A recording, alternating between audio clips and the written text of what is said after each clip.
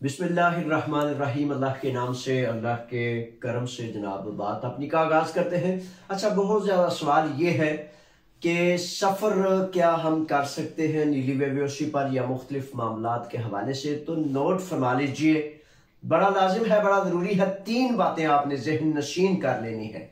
3 बातें कौन सी हैं? हाँ, आप नीली बेहोशी पर सफ़र कर सकते हैं, लेकिन सफर दिसंबर के इन दिनों में ना करें, क्योंकि अभी तक पारातासी नहीं हुई। शायद हुकूमत वक्त जो है इसको भूल चुकी है या जरूरत महसूस नहीं की।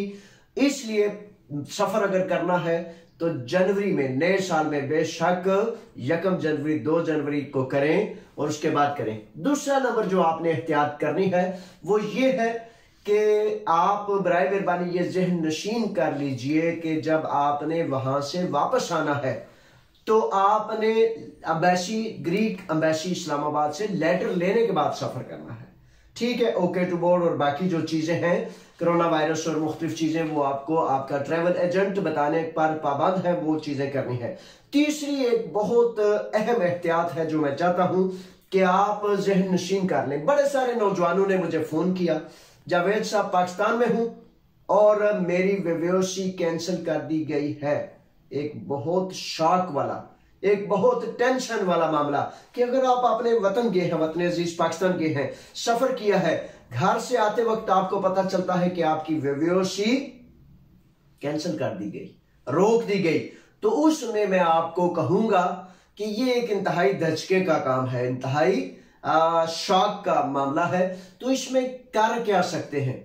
मुमकिन है इसमें बहुत कुछ ना किया जा सकता हो, लेकिन आपको ताकीद खास करता हूं कि आप अपने वकील को मुख्तारनामा देकर यहां से सफर के लिए जाएं, ताकि आपका वकील आपकी बेहोशी, आपके कागजात के पीछे ऑनलाइन किसी सिस्टम के तहत उनसे जुड़ा रहे, ताकि आप अगर पाकिस्तान में हैं। और बड़े सारे नौजवानों ने मुझे फोन किया कि जावेद साहब आप क्या करें, अब आप क्या करेंगे, मैं आपको बताता हूं, लेकिन यहां से जाने से कबल अपने वकील को अथॉरिटी लेटर, मुख्तारनामा, एक सोशियो 2 तीसी करके जाएं, ताकि अगर किसी किस्म की कमी बेशी आ जाए तो आपकी केयर करें। अगर पाकिस्तान में है, कई साथी ऐसे हैं जो शहजादे पाकिस्तान से मुझे फोन करते हैं और कहते हैं जावेद साहब पाकिस्तान में हूं, बेहोशी फलां फलां वजूहात की बुनियाद पर कैंसिल कर दी गई, रोक दी गई, मेरे पेपर्स को रोक दिया गया है, अब क्या करूं? तो तब भी आपने अपने वकील को फौरी तौर पर मुख्तारनामा लिखें, अथॉरिटी लेटर लिखें, और अथॉरिटी लेटर लिखने के बाद उसको इख्तियार दें कि वो आपकी फाइल को चेक करे, आपके पेरिफेरिया या आपकी वजारत या आपके मुतल्लिका इदारे में बहसीयत आपका वकील जाए और आपका केस जाकर डील करे। ये है वो जो आपके लिए बड़ा लाजिम है और बड़ा जरूरी है।